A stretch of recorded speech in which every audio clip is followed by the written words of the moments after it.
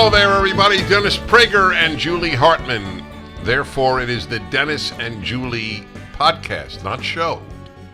Show is talk radio. I disagree, actually. It is a show because it airs on the Salem News Channel on the weekends, so he's wrong. Oof. I'm happy to be corrected. We talk about everything in life, and those of you who have followed us know how true that is. This really is as honest an exploration of life as I think any two people are doing in the American media. And there are a lot of fine shows. I'm not claiming we're the best. I'm just claiming it's unique. We're the best. Okay, that's fair. So I told Julie that I have an opening question. It's not going to take a long time. It's probably not even going to get us into other rich areas. But I'm truly curious. This is not just for the sake of an interesting question, which may not even interest everybody. I don't know your answer. And I don't know his question. That you certainly don't. So what determines whether you wear your hair up or down when we do a broadcast? Whether or not I'm having a good or bad hair day. Right, today I wasn't having a great hair day, so I decided to put it up. Also, what determines it is when I'm wearing good earrings, and I like these earrings, so I want to show them. And third, see, this is very methodical. I have worn my hair down far more on the show than I've worn it up, so I'm trying to spice it up for the viewers. You see, and I'm sure they notice. One of the many reasons I adore you is that you think through and answer clearly. I love that. You gave me 3 valid responses. Yep. Just out of curiosity, since this is not clear to me as a male, and it's a totally serious question, what constitutes a bad hair day? Okay, well, I will actually expose myself here. So I don't know if it was the last show or 2 shows ago. I think it was when I was wearing the orange dress.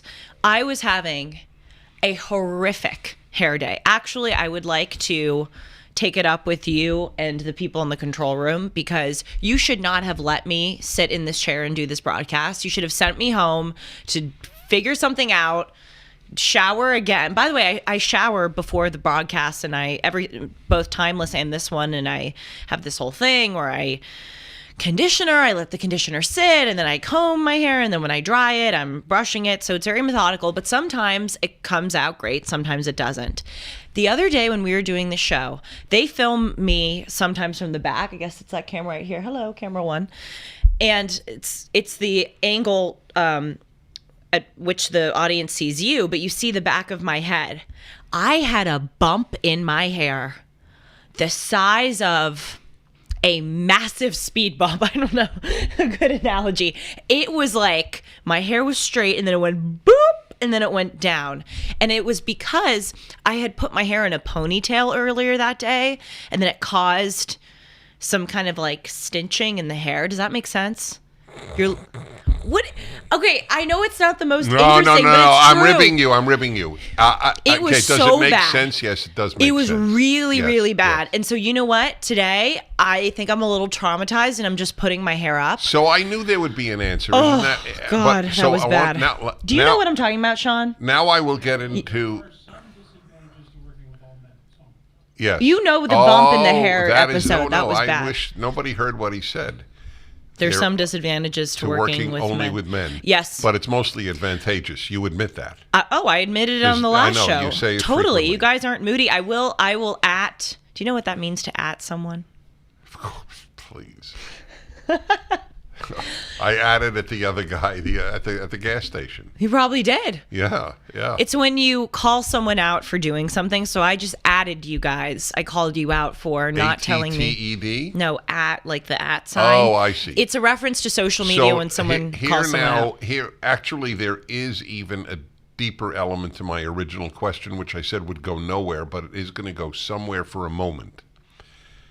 You don't know this, but I realized this relatively recently because of my relationship with you and how close we've become.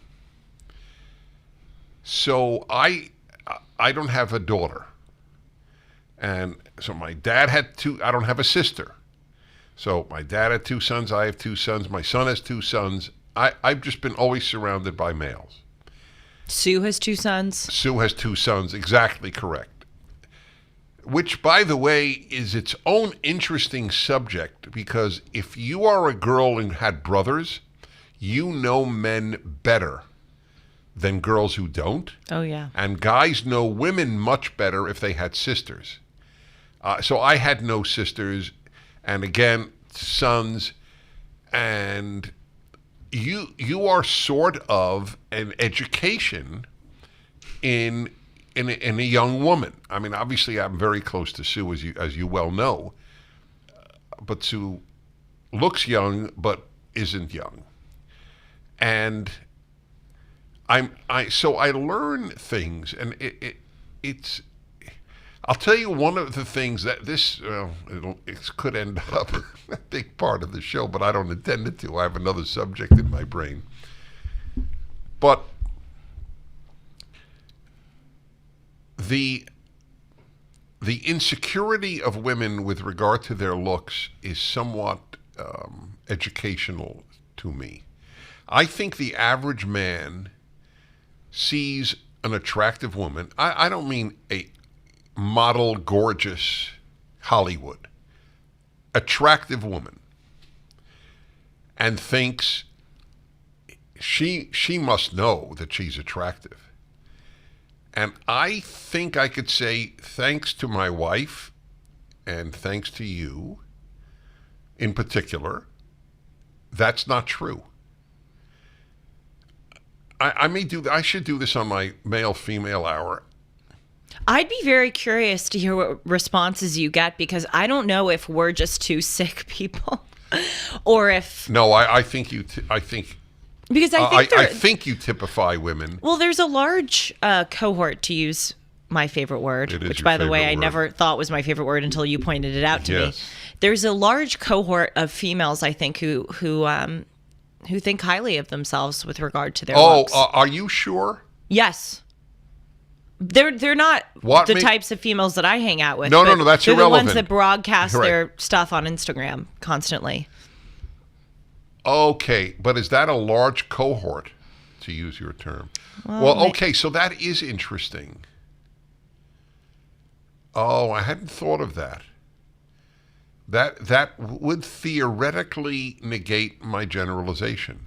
Also, what women do is sometimes they won't acknowledge that they look good on a certain day because they think that that's hyping themselves up or being immodest. Like, it seems cocky. Well, of course, obviously, yes. But I think they take it to an extreme where they will say, oh no, I look so bad, instead of just accepting the compliment. Right, but I know from you and my wife, and I'm not saying it because I'm her husband at all. She's a very good-looking woman. And you're a very good-looking woman. Okay, but you see, when I say that to you, ever... Oh my God, I just wanted to crawl under the table. Right, okay, so you want to crawl under the table, or your usual comment... Well, I look awful today. So of course, today, right, I know. Yesterday you didn't think you looked awful. But your comment and my wife's comment will be, that's very kind. So it's interesting. So I want to analyze that for a moment, because life is... an unanalyzed life is not a fun life. So if a person says to me, that was a really good speech, which is a common thing after a speech. So I know it was a good speech, but I will still say that's very kind of you. And it's a sincerely meant comment. It is kind of them. But I know it's true. By the way, I always tell people, if I didn't think I speak well, what kind of arrogance is it for me to speak publicly? Right. I mean, that's a good point. It is a good point. point. Funny one. Yes, exactly. Oh, me? I don't know why the hell you're listening to me. I mean, right. Then why am I talking? It's true. It's like telling the pilot it's a good flight, and he thinks, really? I don't think it was that good a flight. Well, then don't fly. If you don't think you're a good pilot, I don't want you as my pilot. So when you say, oh, that's kind, you're not thinking, well, I know what he says is true, but I would like to thank him for his kindness. I think they're just truly being... Just being kind. Yeah, that's sweet. what my wife thinks. Mm-hmm. By the way... So wait, so you Sure. don't think you and Sue are typical? No, I don't. Oh, that's interesting. So here I am learning all these things about women in this regard. Because we both, if you look at the two of us, we're hard on ourselves about our looks. By the way, I just want to clarify, because there are a lot of women who are hard on themselves about their looks, and they go to really drastic measures to try to change themselves.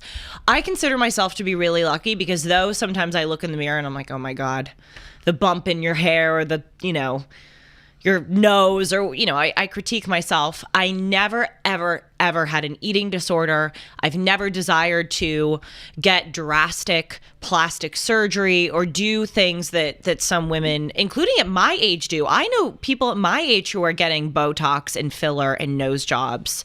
I mean, of course, I'm in a rarefied, environment being in Los Angeles, but still it's become a lot more common. But I just wanted to clarify that, because I feel really lucky, and I do think a lot of it is luck, that I have never ever struggled with an eating disorder. But with now I'm thinking, is it Sue and me or Sue and I? I always struggle with Sue and me. Well, right? I have to hear the sentence. But with Sue and me, we are not just hard on ourselves. By the way, do you know how to figure out? Yes, you get rid of the you get rid of the Sue other person's and. name. You So just with do me, you don't say with Right. I. Okay. With me and with Sue, we are not just hard on ourselves about our appearance. We're hard on ourselves about everything. Like when we talk to Sue about how well researched and smart she is, and by the way, audience members, this woman, I swear to God, I've never met a more well-researched human being than Sue Prager. Correct.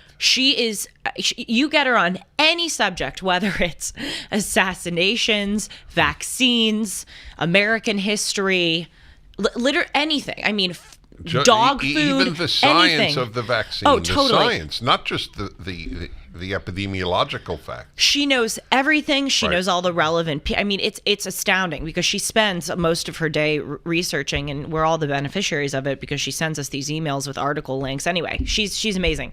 But when we were having dinner recently and we were talking about the JFK assassination, I said, God, Sue, you know so much. And she's like, no, I really don't.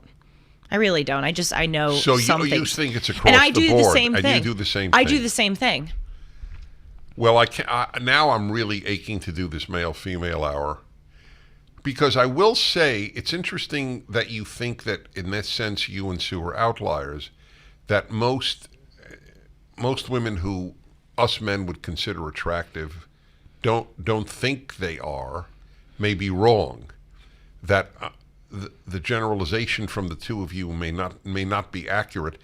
Because I know on the male-female hour, when the subject has arisen, not of self-image, but has arisen, I know that women have said to me, look, I know I'm an attractive woman, and da.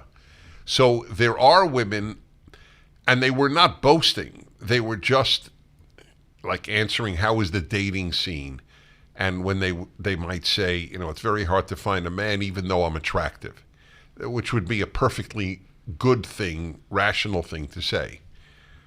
So I don't know the answer. I will say one other thing, and I know that I am going to be committing a sin, because I'm opening up a subject that I won't pursue now, but we will on another occasion, which will fascinate you.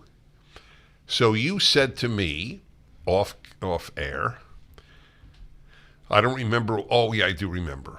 The busyness of the female mind, which I know, as I've said, if men got a woman's mind for a day, they would be mass suicide. And I'm only half joking. So you said it's difficult to be a woman. So I have two responses to that, which is also a very interesting subject, obviously. One is, it is difficult to be. Just put a period. It's difficult to be a woman. It is difficult to be a man. It's difficult to be a human being. The other response was, it's difficult to be a man, but women don't know it. And we should do that. I know I said I'm committing a sin because I'm really piquing the curiosity. You've so intrigued me. Well, before we move on from the subject, I would like to ask you, and I've been meaning to bring it up to you off air because it's a subject that really interests me. I think that you said it on our broadcast last time, or maybe again just off air recently to me, but you remarked that men commit more suicide than women, yes, which is true. Why do you think that is? I don't, well, so there's a part two to that, and then I'll answer your question. Women attempt suicide more than men. Oh, really? Yes. But it's more a cry for help. I was about to in the to women's say that. case. When men try it, they mean to do it. Right. So it's not. I don't have a definitive answer, but whatever the answer is, it should end the speculation. It's tougher to be a woman. Okay, I mean, if it were tougher to be a woman, more women would end their lives than men.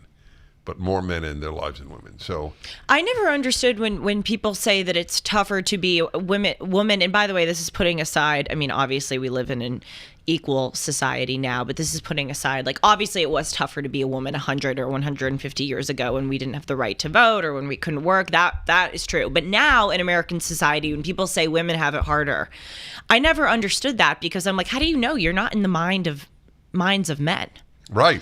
Like, how can you, Right. again, Well, if you're there talking is- about well, external yes, things, you can make a judgment. Well, it's sort of leftist arrogance because that's a feminist line. And you know, it's just not true. I don't claim it's harder to be a man, but I don't believe it's harder to be a woman. I do believe, though, and this is what we were discussing, I think that women agonize more and are more tormented mentally on a day-to-day basis I agree. than men. That's why I said if And we had your brain, we'd shoot ourselves. Yes, and obviously I'm going off of anecdotal evidence, but if I look at you, if I look at the fellow men we work with, if I look at my dad, you guys have an ability to just Tune out and right. you're not as hard on yourselves as I am on myself. That's yes, that's probably true. So, what is it? I have a line in my whenever I speak. I give a whole full speech on men and women. So, ladies, please understand something. When you ask your husband, honey, so what are you thinking about? What's on your mind? And he says nothing. It's true. He's not lying to you. That would be so fun. For just 5 minutes to have nothing. History repeats itself, and we're seeing that play out right now with inflation. When Jimmy Carter took office in the late 1970s, gold sold for $140 an ounce. By 1980, the price of gold topped out at $870 an ounce. If today's market performs like it did when Carter was in office, the price of gold could skyrocket from $1,800 an ounce to $9,300 an ounce. This is Julie Hartman for AmFed Coin and Bullion. Don't miss out on a great opportunity to purchase precious metals while the prices are still stable. If history repeats itself, we may see a run on gold, silver, and platinum that could drive up prices. Be smart and buy now. At AmFed, you're dealing with specialists who provide you with personalized attention, honest information, and sound advice. You won't be pressured into buying outrageously priced so-called collectible coins or something that you don't need. Take advantage of today's prices by going to AmFed Coin and Bullion. Call 1-800-221-7694 or go to AmericanFederal.com. That's AmericanFederal.com. Even when I try to meditate, it's like a useless pursuit because I can't. Because your mind is filled with stuff. Yeah. That's what brought my wife to talk radio. She's told you this, right? Oh, this is the thing that has revolutionized my sleep. Sue told me that to play talk radio or listen to a podcast or something to fall asleep. And as horrible as this may sound, I'm not saying it at all to discount or undermine or shrug off the tragedy of this day, but I am more relaxed falling asleep listening to a 9/11 podcast than I am lying down and being in my own thoughts. Totally, because it's distracting. Yes. Yeah, I am the radical opposite. I am even more than men I I actually enjoy silence because my mind entertains me. I come up with ideas. I'm an idea factory. That's my brain. It's a gift. I don't take much credit for it, but that is what it is. And so I find it fascinating. I'm listening to my mind. Oh, good point. That's a good one. Oh my gosh, that must be so nice. Oh, it is nice. I'm only Yes. when I'm thinking in my mind, as opposed to in my stomach. When I'm thinking, when I come up with an argument, I'm not thinking, "Oh, Julie, that's a good argument. You know, you should develop that." I'm thinking, "Why didn't you think of this sooner?" Oh, And is this revelatory? And what are you not developing? What are you Oh my failing to God. see? Oh God, it really is the opposite. No, it's and you know what? I've really My mind goes, what a great point, Oh Dennis. my God. I'm just thinking, you fool. People have probably thought of this before. You're such an idiot. And by the Oh, way, is that painful? you know, what book do you need to order to develop this more? It's just, and I've really tried because, and I'm opening up to the audience here.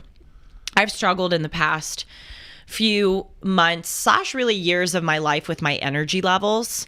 As a kid, I used to be like extraordinarily energetic. Actually, my parents thought I may have had like ADHD or something because I was constantly running around. I never slept. I wanted to be active constantly, and it was just that I had this great amount of energy. But in the past few years, especially what's the word I'm looking for? As self-aggrandizing as it may sound, as I achieved more, I became more hard on myself to keep the achievement going. And my energy levels have fallen as a result because it's very difficult to be in my brain most of the time because I am constantly just asking myself what more I could be doing, what I could have done better, etc. And I was reflecting recently on this, and I thought it's so interesting because the easier thing to do is just tell your mind to shut up, go watch an episode of something that you like. Why? It's so weird that I choose mentally the harder thing instead of the easier thing. But then what I realized, and I don't know if this will make sense, but it makes sense to me. It's the easier thing to continue with the mindset that you've had. It's the harder thing to change it, even if changing it is leading to easier thoughts. Does that make sense? Yep. So I'm trying to, again, maybe this is another instance of me being hard on myself, but I keep telling myself it's lazy for me to continue being so hard on myself because I'm continuing down the track that I've been on. No, it's such an. I admire you for that. You're so reflective. Well, that's my problem. I'm very reflective, but it's not my problem. I think your problem is that you're too self-critical, Right. not that you're too reflective. They're Fair not enough. the same thing. I'm very reflective. I look at myself from outside myself much more than I do from inside myself. And that's why one of the reasons for my calm is that I have worked on inner peace, and one of the contributors has been that I don't take me all that seriously. I take my ideas seriously. I take other people seriously. But I knew from such an early age that as special as I may ever be in life, I'm another human being. I'm here for a finite period of time. I will leave like everybody else will leave. And it doesn't bother me. It just is. So this actually does lead perfectly amazing to what I wanted to raise with you, my biggie for today, which for all I know may end up not a biggie. So here's another big issue that I have been, I won't say grappling with, but meditating on a lot in the recent past, and I don't know what's triggered it, and it doesn't even matter. So there are two human natures. One is human nature everybody has, just about everybody. We all share a human nature. Everybody shares, some element, let's say, or nearly everybody, of jealousy or envy. Okay, that's part of Temptation. part of the temptations, exactly. It's part of the human condition. You have to battle human nature. But I have been thinking much more. That's my whole life I've been thinking about, the battle against your nature. That's the subtitle of my happiness book, A Human Nature Repair Manual. So here's the one, though, that I've really come, and I mentioned this to Alan before the show today, before my show.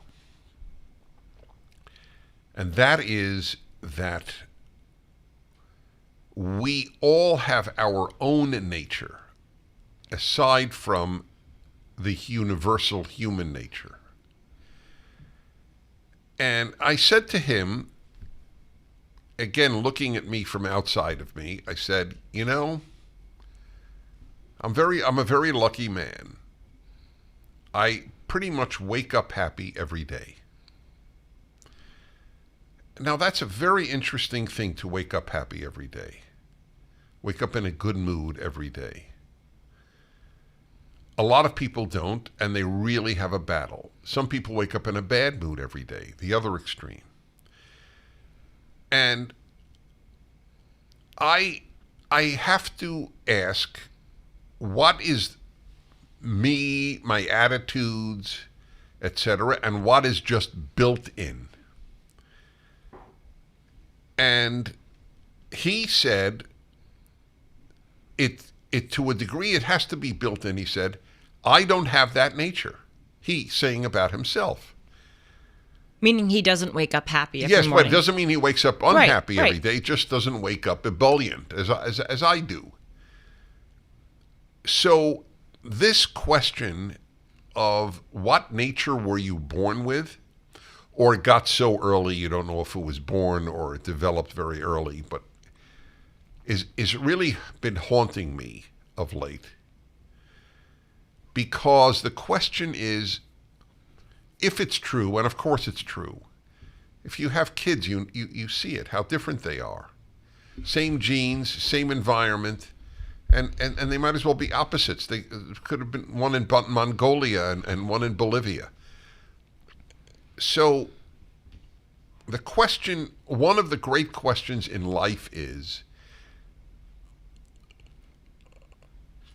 what do you do with the hand you're dealt, to use a cards analogy? Have you, so I'll reflect on it in a moment, but do you know your nature? Oh, yes. I've known it since the time that I was little. I mean, as corny as it sounds, I always knew I wanted to be a talk show host. Do you know this about me? Yeah. Which is very rare. There are videos. I should show them on Timeless or on here even. There are videos of me when I'm like 5 and I'm getting in front of the camera and going, hello, everyone. It's the Julie Hartman Show. I'm Julie Hartman today. No kidding. Yes. And you know what's so funny? In one of the videos, I actually think I called the show Funny Julie, which is just like, oh my God, so cringy. But I had a globe in my room and I played this game on the air, i.e. on my video, where I would spin the globe and then put my finger on a place, and then I'd go, today we're going to be talking about this place. The history of I mean, it just shows I was so young. All right, that proves, I mean, that's a great proof. I agree. Okay, that's what go I on. do on my, A, now right. I have a show, and B, for anyone who watches my show, they know that I'm always, in almost every episode, I find my way back to history. I've always adored history. I think history answers so many questions. I think it's endlessly riveting. And it just, again, it proves this was always in me. Okay. So yes, this is, I'll tell you why this question is so big. I mean, there's an obvious reason, just to better know ourselves. But it raises a lot of very tough issues. The most obvious is free will. So I've always used this example. It sounds crazy to a lot of people, but I don't know why. It's a completely legitimate way of expressing this. When I hear of guys who molest children, You said this on the show. Yes, but I'm repeating it because people cringe that I even use the example. But it's precisely because it's cringe making. It is a good example. I don't battle that. I get no credit for not molesting children. Okay, none. Most men don't get any credit for it. You might as well molest a banana. I mean, it is that sexually remote from me, a child. But this guy, obviously, it haunted this man who did it. I'm not excusing him, but I am asking about the free will question. Or is it free will that I get up every day, virtually every day, in a good mood? Well, I'd like to ask you, because you're better equipped to answer this question simply because you've lived longer than I. But have you think about people who you have known for a long time, not someone like me who you just met 3 years ago, but who you've known for decades. Have they mostly stayed the same? Yes. Yes. Second question, I would like to ask you to think about the people who you have known for a long time and who you have seen change, if those people exist in your life. Yes, that too. Has there been some element of their nature that has remained and continued through the change? Or have you witnessed some people really be able to turn their lives around for the good or for the bad? I asked that on the Happiness Hour. I should ask it again. If you have changed, call me up and tell me what the change was and how you did it. Well, I'll give you an example. Perhaps the best known example is addicts who become sober. Right. Well, I was going to bring them up, but actually, it's a good segue, because certainly addicts have changed in the fact that they have overcome, or at least found a way to manage their addiction. But has their nature as human beings changed? Have their personalities, their moral fiber changed? Okay. The reason I don't ask that question is the only thing that matters to me about anyone is their behavior.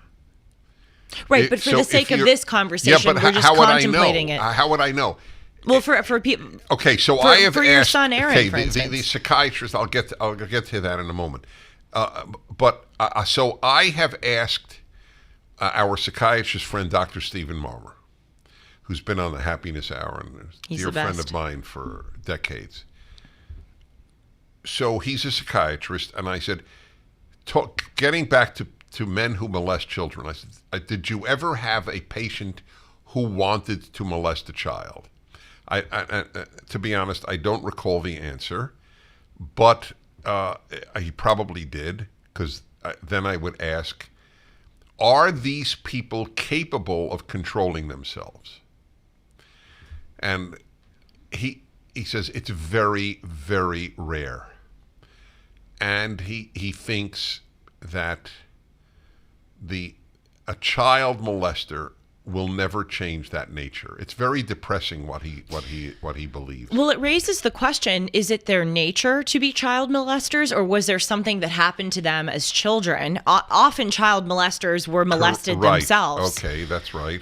So how can okay, so you're asking, this is another question. Were these people born this way? Right. Or were they made this way at an early age? It doesn't really matter, because we spend most of our life as an adult.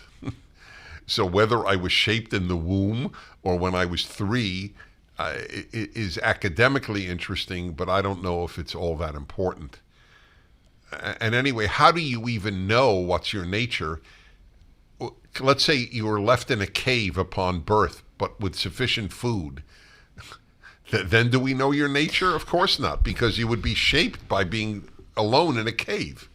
By the way, that question has fascinated me, and specifically with when I matriculated to Harvard, I thought about this a lot. I thought, if no one could brag about the fact that they went to Harvard, if no one could put it on a resume, how many people in this class would still apply and attend this college? What a great question. Seriously, it was something that That's right. And by the way, I'm not just trying to pick on Harvard. It just was the first time I sort of thought of a question like that, because I was a freshman, and it was something that I Well, was. you have articulated, to your great credit, and I had never thought of it, the price paid by most people who get into a Harvard. Oh yeah. I had never thought of that. There is a great price. But yes. it's funny. I knew it in high school when I saw the kids who were in the top of the class, how much they studied, and I thought, what a crappy life. I will say though, because I talk a lot about the price, but there is a big reward too. I mean, the experience. There's a reason why people go specifically to Harvard. Yes, I think the there opportunities. is a reward at Harvard, and I'm not sure. I don't know if it's comparable at any other American university. And I made amazing friends there too. Not just No, the I opportunities believe and all that. that. But back to my question that I contemplated during my freshman year, and I think about in a lot of other situations.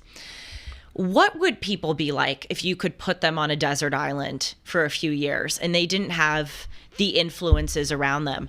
I, Julie Hartman, try every day to be as close to who I would be if I were on that desert island. How do you do that? In other words, well, let me clarify a little bit. I try to improve myself, and as I always say, I try to put myself on a good track. So in that way, I am trying to sort of mold myself. But what I mean when I say that is I try not to get caught up, and honestly, it's a part of my nature to not get caught up in these things that they never interested me. I try not to get caught up in popularity or in social media or in vanity. Like that's what I mean when I say I try to be the desert island Julie. But in college, I would encounter these people who I could, as corny as it may sound, I saw like a seed of hope in them. I saw something in them that was really exceptional, or something that I gravitated towards. And then I would see those same people go out to parties and try so hard to be in the in crowd of the Harvard elite. Or I would see those people, I'm sorry to be this blunt, but sell their souls by going to finance and consulting symposiums, recruitment symposiums, and I would go, wait a minute, you're a really interesting person. I know this isn't what you're interested in. Why are you doing that? Or why are you trying to be this different person around a certain elite group of students? And it would bother me so much. I now understand you. So here's what I take from this. Mm-hmm. So tell me if I followed you. Yes. So at a very, very early age, and I could almost tell you 14, I knew I could not act. I could only be who I am, and that's all I will ever be. And that's why I did no homework for 4 years of high school, because I said, it doesn't interest me to get good grades. It interests me to learn about the world, which is all I did. Shortwave radio, teach myself Russian, and teach myself how to conduct symphony orchestras by following scores at the New York Philharmonic Library, which is a completely bizarre childhood. I knew I was different. I was not unhappy about it. I just was. But to this day, I can't do anything that isn't me. Is that what you're saying? Oh, of course. Because you can't either. I also recognized from a very young age that I was different in that way. I couldn't be someone that I'm not. But when I'm talking about wait, but forgive me. So when you paid prices that you have said to get into Harvard, of extraordinary amounts of work and homework and studying and extracurricular athletics, you weren't being fully true to your nature. Well, it's not a criticism. I think I was. I think I didn't know exactly what I was interested in at that point. You seem to, at a very young age, have some very right profound which is again goes to the nature question. interest. I didn't do anything for it yet. I think also from such a young age, I was sort of put on this track of sports and rigorous schooling that it was. And by the way, I know that sounds sort of like a criticism of my parents, or the environment that I was in that put me on that track. And in many ways, I'm grateful for it. In many ways, it yielded great results and shaped my character and my work ethic. But nevertheless, I was put on that track so young that I didn't really explore very much. And I kind of didn't know any other world besides going to school, going to practice, repeating it 5 days a week, on the weekends going and playing sports. It was kind of all I knew. But I think I was being true to my nature because I've always been a hard worker, and I've always had this sense that I have to fulfill whatever obligation is in front of me, even if I don't like it. Like at school, there were times that I didn't want to do school, but I thought, I'm here, I have to do this. Yeah, by the way, I don't mean that as an insult. We should all think, by the way. Yeah, no. Look, I do a lot of things I don't want to do. Yes. There were 3 volumes of a Bible commentary sitting behind you. That was a lot of work. I mean, incredible no amount blank of Sherlock. Work. Yeah, no blank Sherlock. Just when you thought it could not get any better, Mike Lindell with MyPillow is launching the MyPillow 2.0. When Mike Lindell invented MyPillow, it had everything you could ever want in a pillow. Now, nearly 20 years later, he discovered a new technology that makes it even better. The MyPillow 2.0 has the patented adjustable fill of the original MyPillow, and now with a brand new fabric that is made with a temperature regulating thread. The MyPillow 2.0 is the softest, the smoothest, and the coolest pillow you will ever own. For all of our listeners, the MyPillow 2.0 is a buy one get one free offer with the promo code Hartman. That's my last name spelled Hartman. MyPillow 2.0 temperature regulating technology is 100% made in the USA and comes with a 10-year warranty and a 60-day money-back guarantee. Just go to MyPillow.com and click on the radio listener square to get the buy one, get one free offer. Enter the promo code Hartman or call 1-800-566-6745 to get your MyPillow 2.0s now. So, I thought that I only do what I want to do is absurd. And I want to clarify that I wasn't trying to imply that. No, you're not. But it was in accordance with my nature in high school. So let me get to the bigger one, the macro question. Free will. What do you think? I really do believe that all of us have a certain amount of free will, and that if we set ourselves on a good course, we can overcome elements of our nature, and we can, as I say at the end of my show, sort of shape ourselves like a sculptor starting with a block of clay. I really do believe that. I think it's the foundation of my worldview and certainly of my conservatism. That being said, I do think that people struggle with free will more than others. For instance, and someone who was born with a proclivity to become addicted to alcohol has less free will in that category than I do as someone who was not born with that impediment. So I don't think it's an all or nothing question. Just as you say, and I love when you talk about this, that there are gradations of sin. It's not that murder can be put in the same category as stealing a pencil. I think that's the same with free will. We all have it, just as we all sin, but there are different gradations or levels at which we can exercise. I 100% agree. I would only add this to help people listening. To a certain extent, you have as much free will as you want. That's one of my more recent realizations. So there are, any time that you follow reason, you have garnered more free will. In other words, I think we attain free will more than we start out with it. And here is the way to be a person with free will. Don't follow your heart. The heart deprives you of free will. The brain, or the mind really, not the brain. The brain is the animal part. The mind is the human part.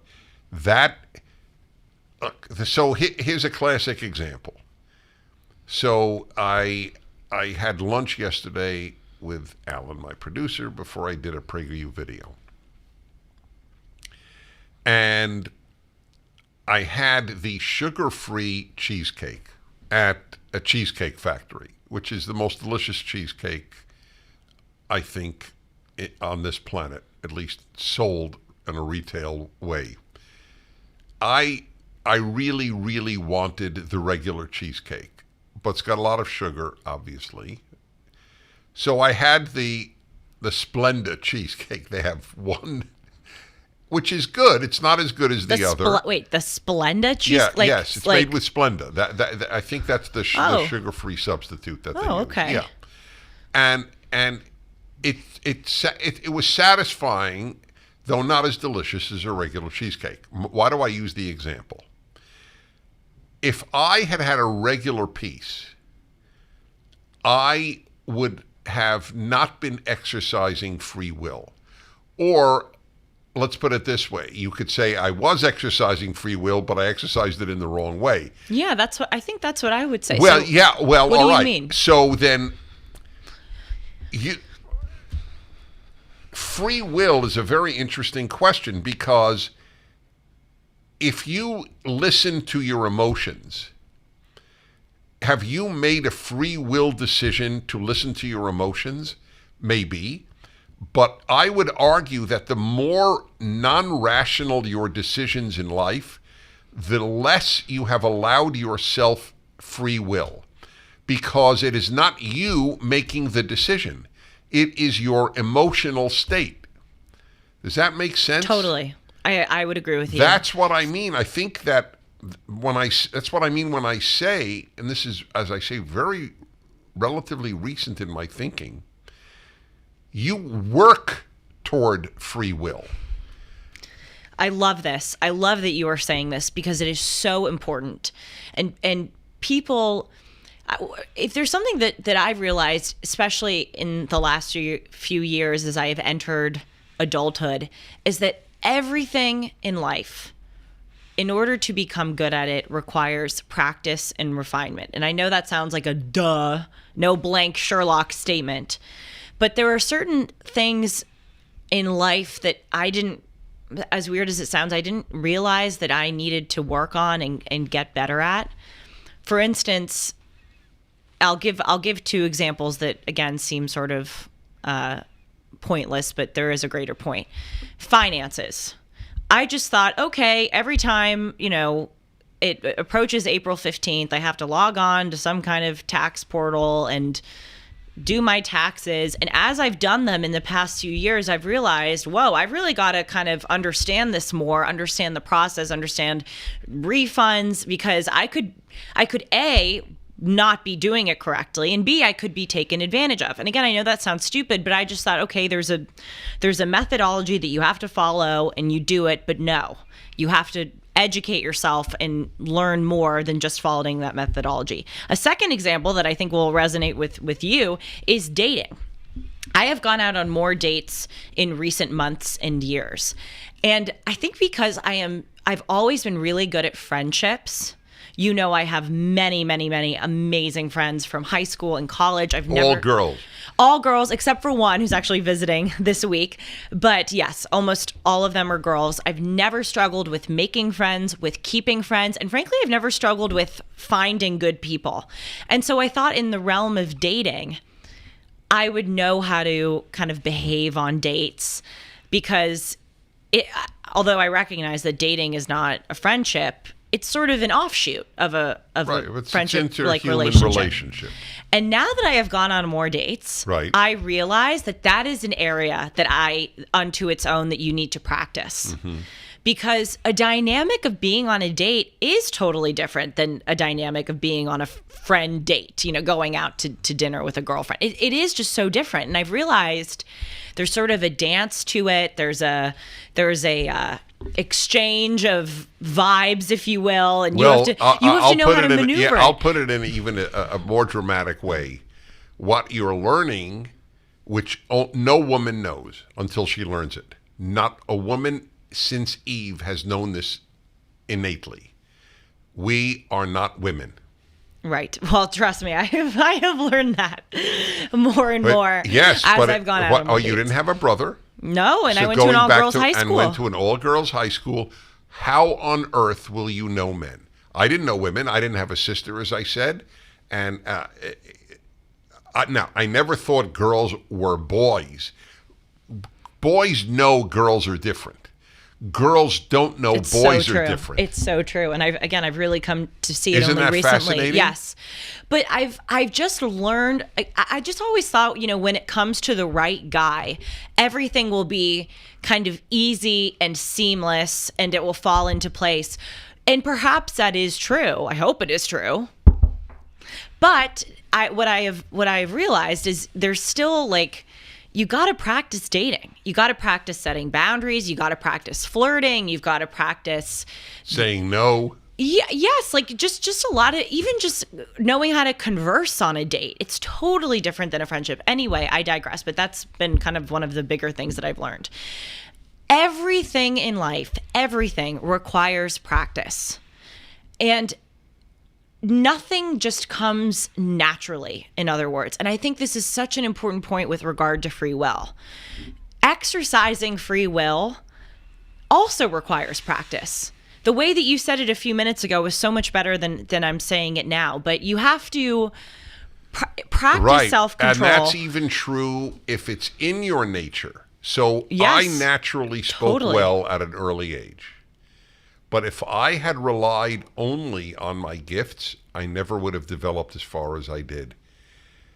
It's like I realized, and this is really shows how open we are with each other on our podcast. Our show, fair. So at a very young age, I'd say late teens, early 20s, I realized. I'm self-conscious now. I realized I had charm. I could be very charming.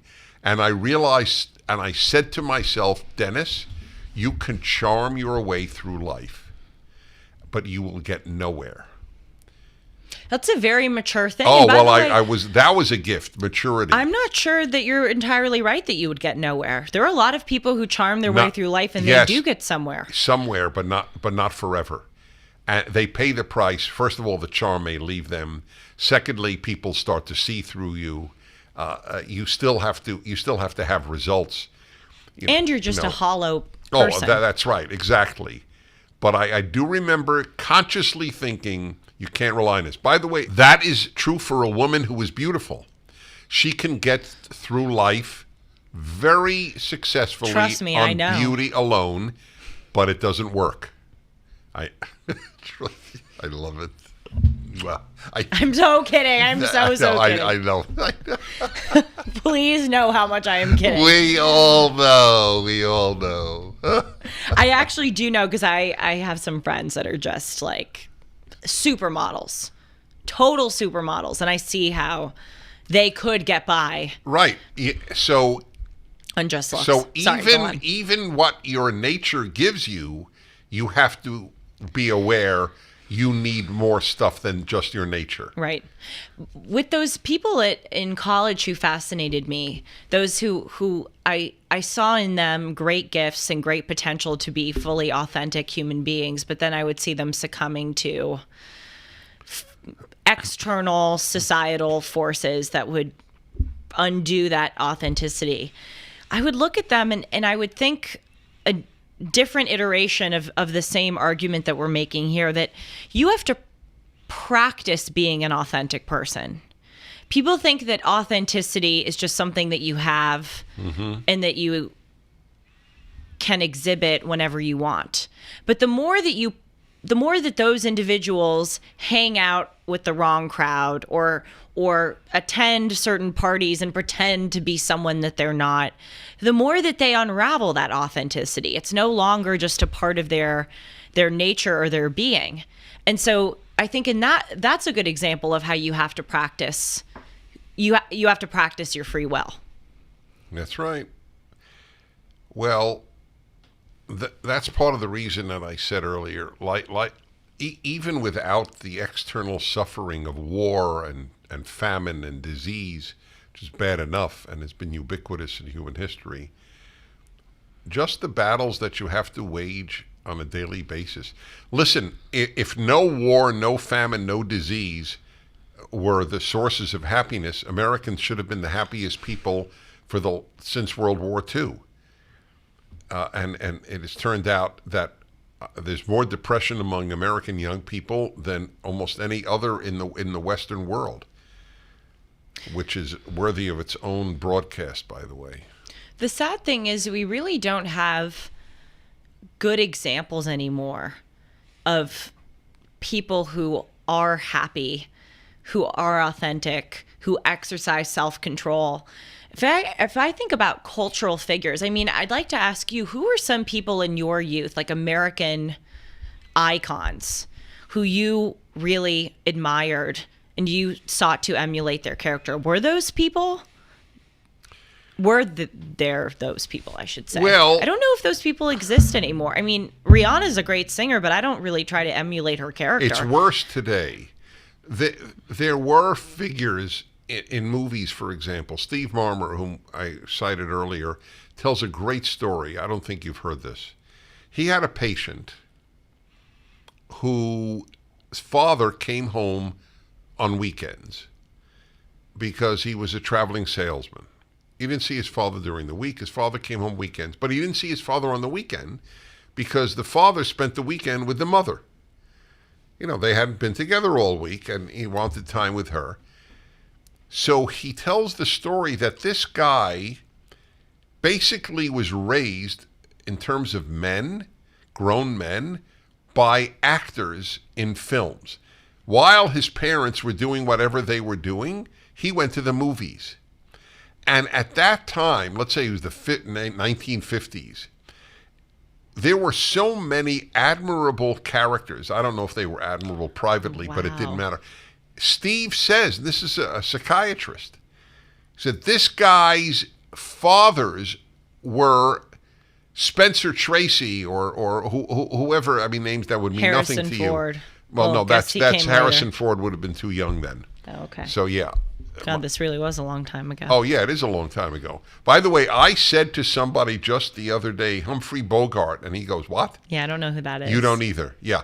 To anybody even close to my age, that is so, not depressing, but it is so sobering about fame. People should understand. Humphrey Bogart, there wasn't a living American who did not know that name in his heyday as an actor. Not a living American.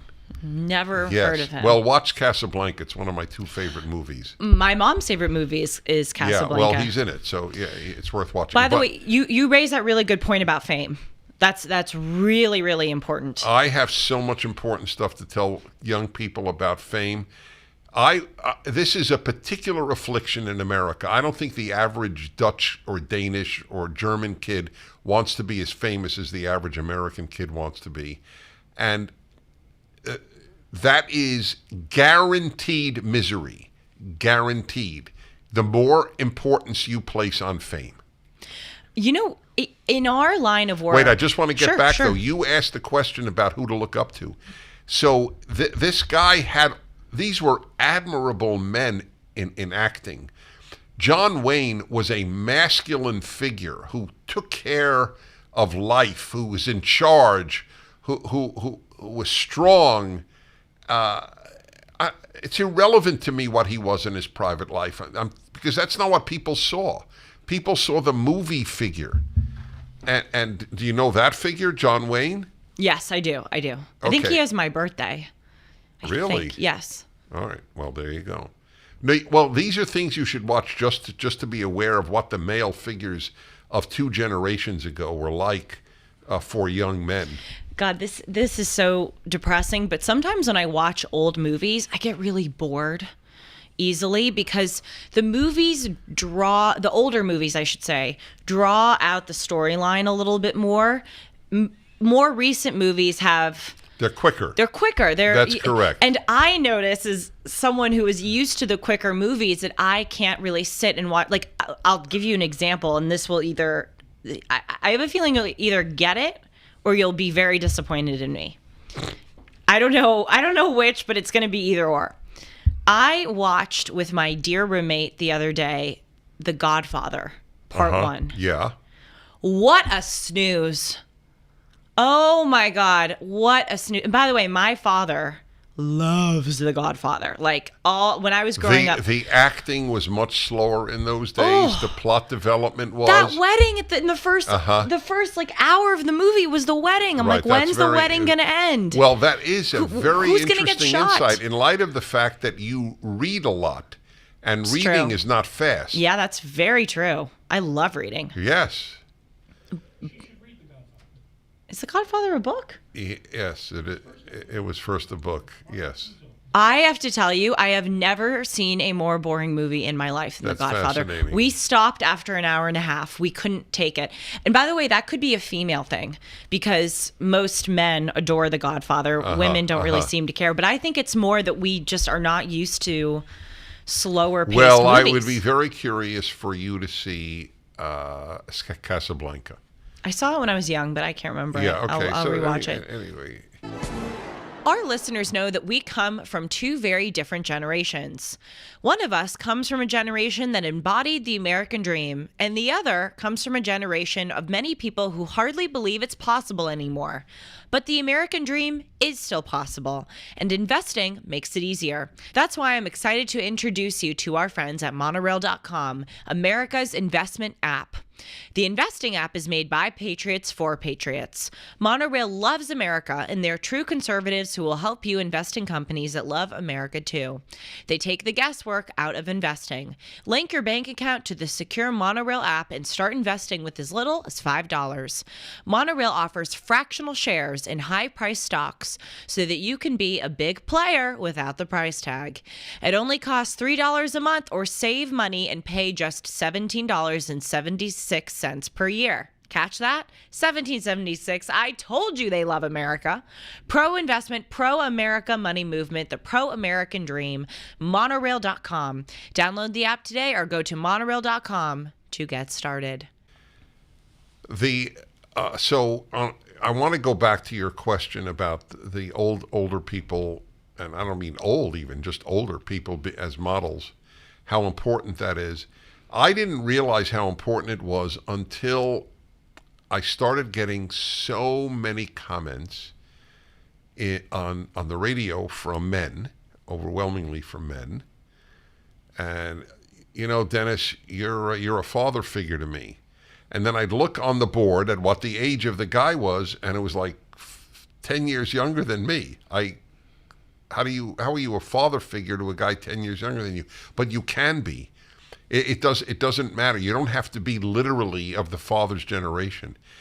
But the reason I'm mentioning this to you is I filled a void in so many younger men's lives. And by the way, I'm proud to do so.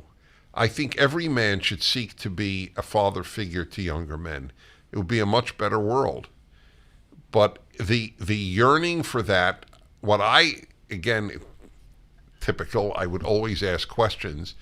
Do women need maternal figures like men need paternal figures? I was just about to respond by saying, I don't think that's true of women. I don't think it is either. For instance, I don't know if a 42-year-old woman would say of a 52-year-old woman, right. You're like a mother. Perhaps. No. It would be far less common. Well, it would be odd even.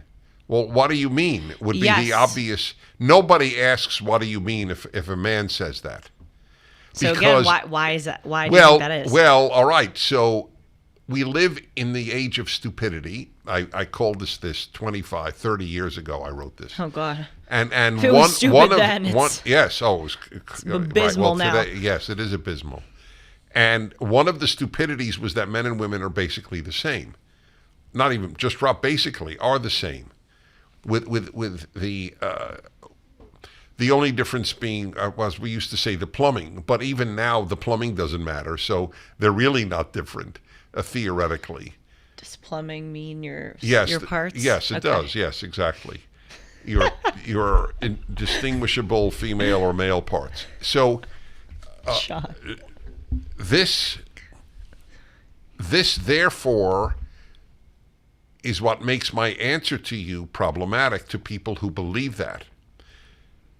Both sexes need male models. Women without a bond to a father, this is, even liberals have come out with these studies, are far more likely to be depressed and to be promiscuous. I mean, it's like across the board. I've never seen a refutation of it.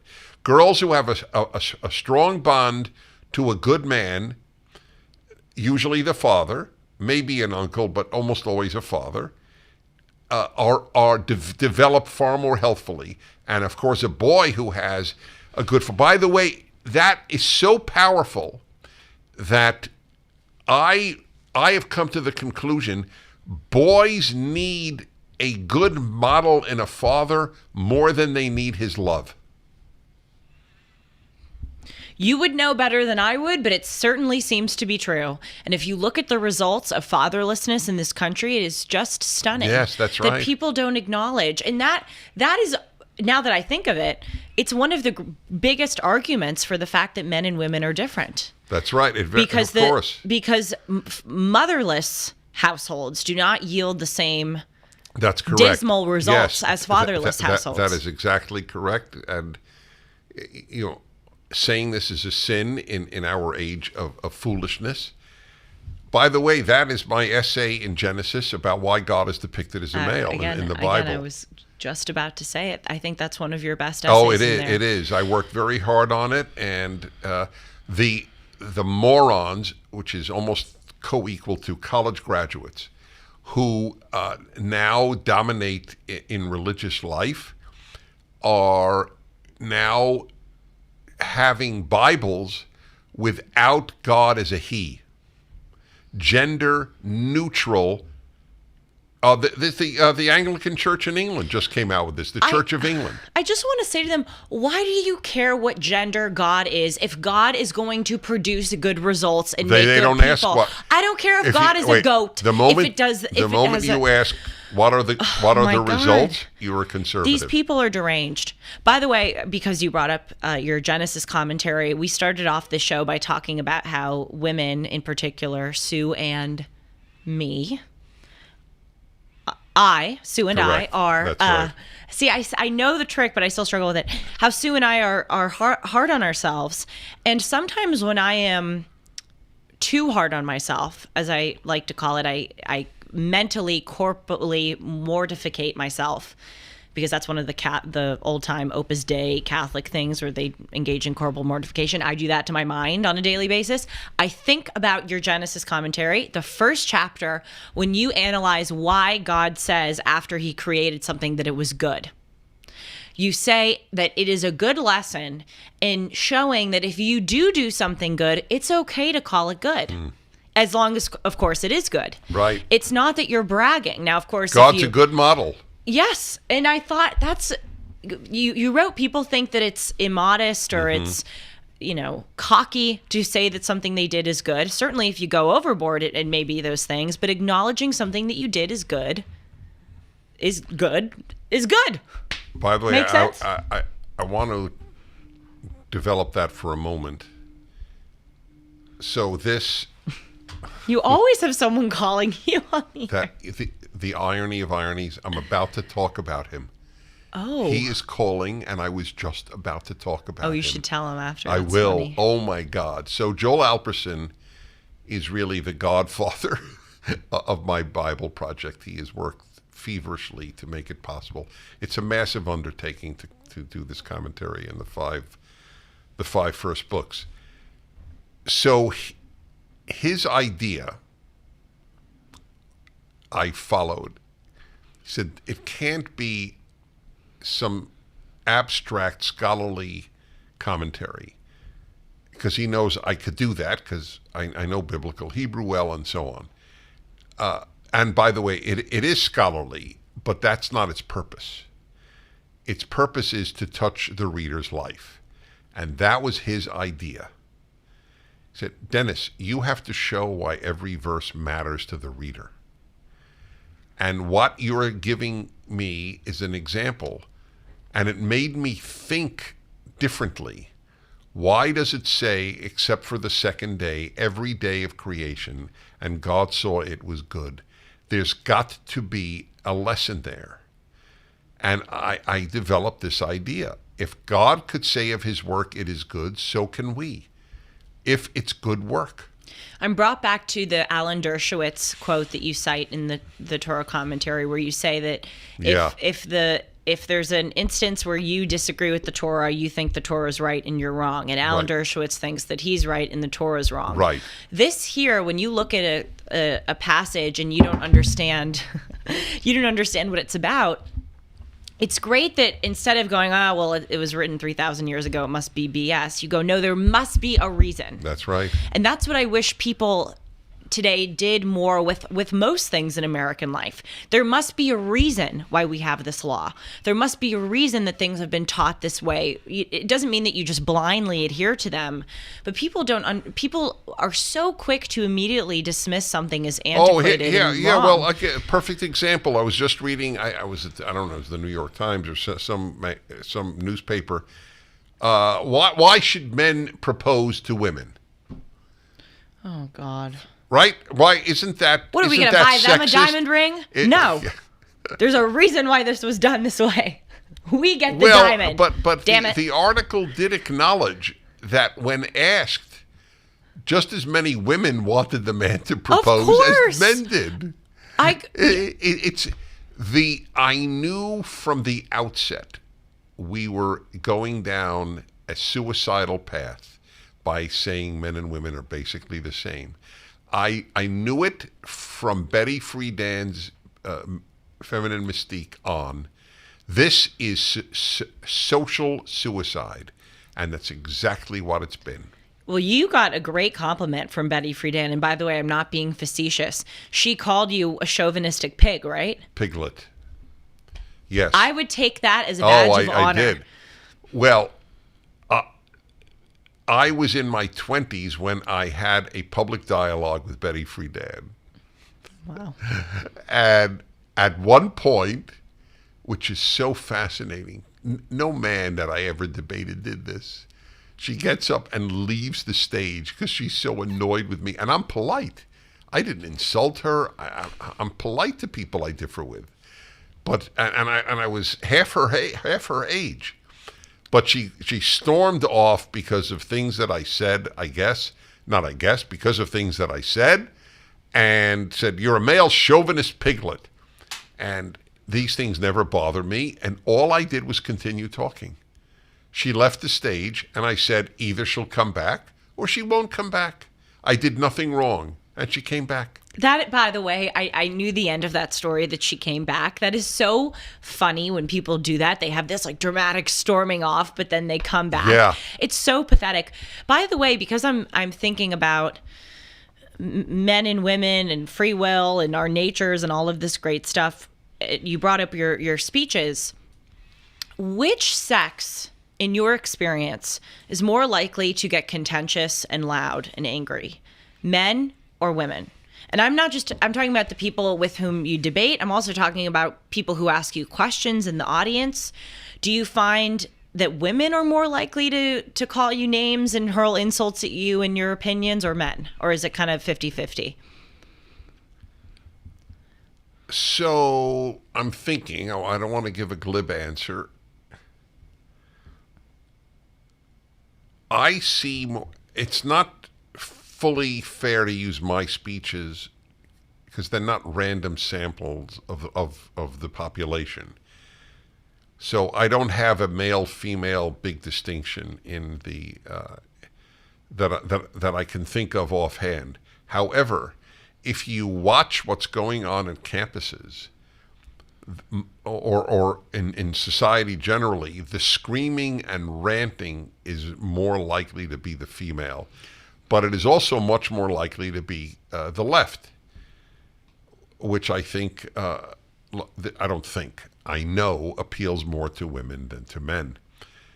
You can date the movement of America leftward overwhelmingly with women getting the vote, which I am not against women voting, just for the record, and those monitoring this. However, to argue that it has had no political effect on the country is absurd. I mean, the most reliable group, or among the most reliable groups of voters on the left today, are educated women, white women. By the way, the same thing with gay marriage. I mean, whether or not you agree or disagree with the decision, I happen to think that giving gay couples the right to marry was a good thing. I also acknowledge that a lot of bad has come in the wake of that. This transgender movement is an offshoot of the Obergefell versus Hodges decision in 2015, because it has given rise to this idea that there is no difference between men and women. And I think also it's led to this kind of celebration and proselytizing of homosexuality and of differing gender preferences, if you will. The big argument, I can't believe I haven't said this on one of our podcasts shows, the big argument for same-sex marriage was love matters, gender doesn't matter. That was the argument. Sounds perfectly reasonable. And I said at the time, gender doesn't matter is going to take us into a very dark area, which is exactly what we now inhabit. Gender does matter. Well, what's also really hard, and I've been thinking about this a lot with gay marriage, because I really try to, as you know, probably to a fault, examine if my opinions and arguments are sound. And I have said often, actually probably not on the show, but on other shows, certainly when we were on the radio, that I support the passage of gay marriage. And I do, but I will also be honest that if you're thinking about this from a purely rational point of view, once you allow marriage to be between men and women, or between men and men or women and women, what then is the argument against polygamy? There is none. There's none. Right. And I have to be rationally honest about that. Right. I posed that at the time. And by the way, the same thing, I asked this in the New York Times, lied about me. I asked, what is the argument against consensual adult incest? A brother and sister love each other. They're both over 21 or over 18, whatever the age of consent is. Who are you to say they can't get married? They give a nonsense answer. Well, it's unhealthy because the offspring might be mentally defective in some way. First of all, it takes generations for that to happen. So it's a dishonest answer, because you don't want to confront the question. The moment you went from male, female, everything goes. If the only issue is love, and that's what we were told, the issue you could. The President of the United States just said this again recently. I support people marrying whom they love. I don't know if he did whom or who, but who they love. That's it. That's it. If that's the answer, why not your brother? Or why not three people? By the way, why not two brothers, for that matter? Then you really don't have the issue of offspring. In other words, there do need to be guardrails and rules pertaining to marriage. You just can't let the floodgates open. But it's very difficult.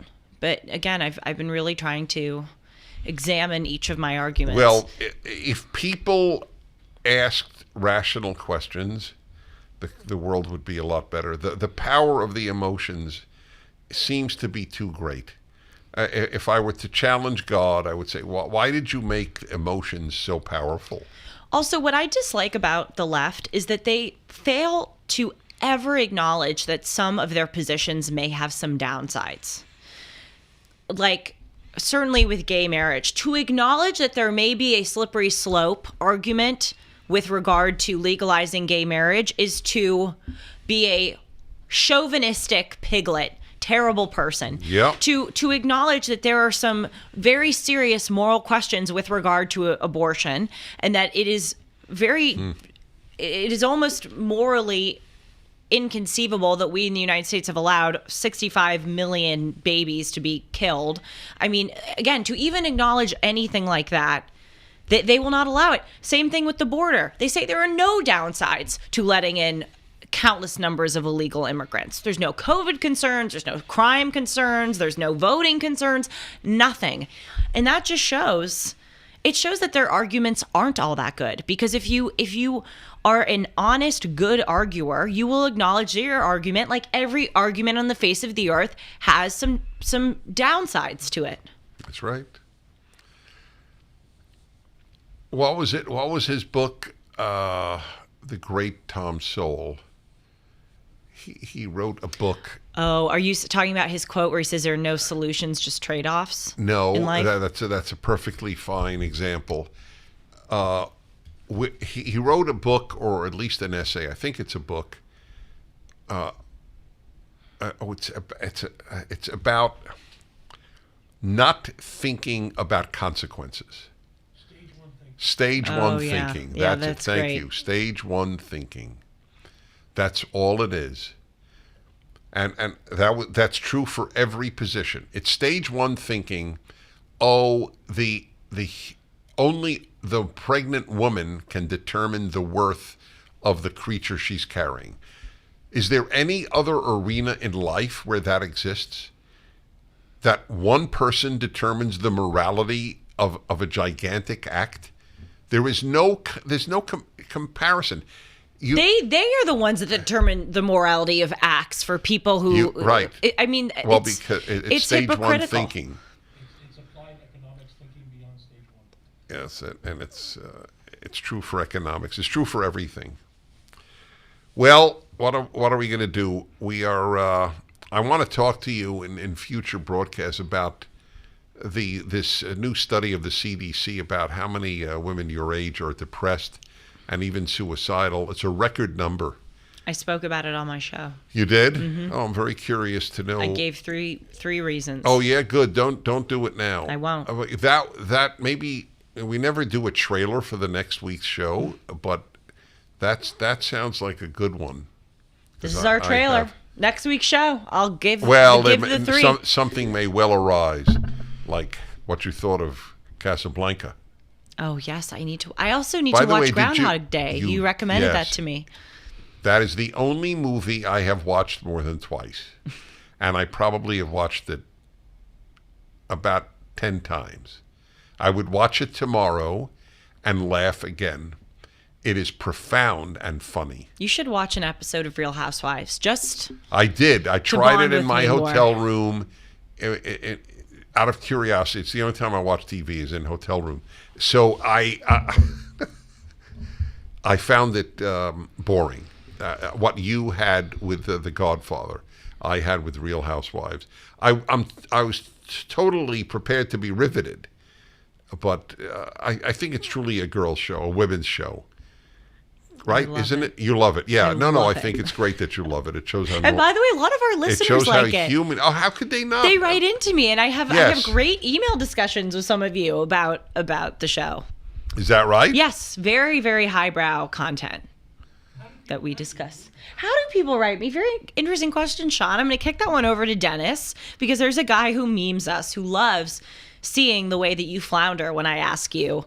To write to Julie. Yes. You write to Julie Hartman in care of Dennis Prager at Dennis Prager at dennis@dennisprager.com. However, there's a risk. I may never see it. But if you want a direct answer from Julie, Julie will tell you. Julie at julie-hartman.com, or as Dennis would say last week, Julie-Hartman at julie-hartman.com. Isn't that what he said? Is that what I said? Yes. I That's know you don't painful. drink, That but is it sounded painful. like you hit the bottle. Julie at julie-hartman.com. And then, Of dear course. God, we've had so many practice rounds. What is our Instagram? Yes. That's our Instagram, yes? No. This is like who's on first. At Yes. Dennis At Dennis Julie Pod. Yes.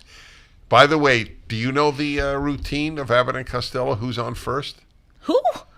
Who? English? All right. No. You must watch that. There are things that preceded your birth that are really worth knowing. You know, by the way, I would like to ask you and ask our listeners, send me no more than 3 because my little mind can't handle it. Send me in an email 3 things before my time, so before 1999, that you think I should watch, listen to, or read. I really, really could benefit from that. Okay, I'll watch Casablanca, I'll watch Groundhog Day, but I want to know what I should know. And who's on first? What do you mean and who's on first? Yes, the routine this. Okay. by this was Okay. a comedy couple that was even before my time, but called Abbott and Costello.